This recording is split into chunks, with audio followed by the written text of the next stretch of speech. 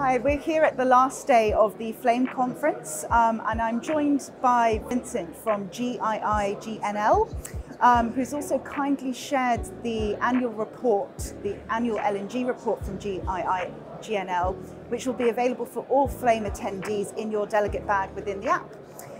Vincent, what are the main trends that you've seen in the last year for LNG?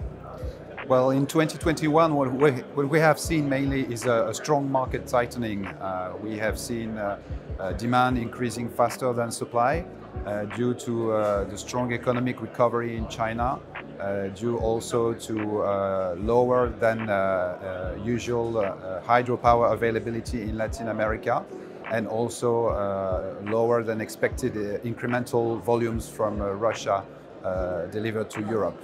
And this combined with a series of unfortunate events on the supply side, the fact that some plants like Snøhvit in Norway were offline, the fact that we had issues in Nigeria, in Trinidad and other countries have led to higher price levels on the spot market and also to higher price volatility. And have there been any surprising trends with LNG in the last year? Well, what was striking in 2021 is that China overtook Japan for the first time as the leading importer. China increased its LNG imports by 15% and reached 79 million tons of annual LNG imports. On the supply side, the US became Europe's leading supplier. On the global level, the US supplied almost 20% of the world's LNG last year. We also saw that Europe, most of the year, was kept out of the LNG market, only because prices were more attractive in Asia. So Europe really started to import LNG only towards the last quarter of the year. And so this has led to a reduction in European LNG imports year on year. And finally, what we have seen is a return of long-term contracts last year. We have seen very strong activity on the long-term contracting side, due in part to the elevated prices. And do you think that long-term LNG contracts are going to become a permanent fixture? Well, it's an interesting question. There is no doubt that there is currently a revived interest for long-term contracts to ensure energy security, of course, but also due to the currently high prices that I was mentioning.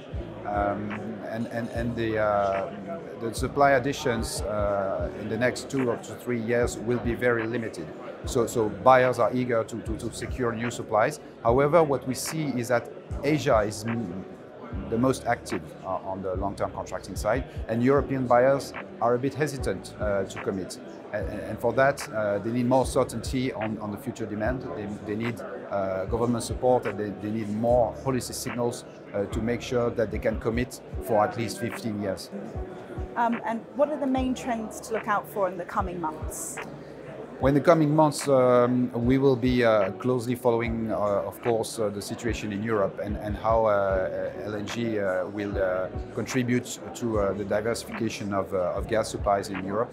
It's very much the focus right now, and we may see a growing involvement of governments and public institutions in the LNG business. In particular, the joint platform for LNG procurement at EU level is something that we will closely follow. We will also continue to follow the developments on the contracting side, and I should highlight that the industry should continue also to address not only the energy security and affordability issue, but the sustainability issue, to make sure that we continue to address the emissions of the LNG value chain. And we will probably see also developments on that side with more certification of the greenhouse gas intensity of LNG cargoes in the coming months. So this is something that we are working on right now. We have published a framework to promote a consistent quantification of GHG emissions and also consistent declarations of GHG neutrality. And we will be continuing our work in that field in the coming months. And have there been any key milestones for GII-GNL? But the key milestones to come are a test pilot, which will be conducted for this MRV framework in the coming months. And we will be testing the framework in real life to collect feedback from the members and assess if we need to improve, upgrade this framework. And we will assess the first results at our General Assembly in November in Paris, which will also be the occasion to celebrate the 50th anniversary of the association and to gather our members in person for the first time since the last 2 years.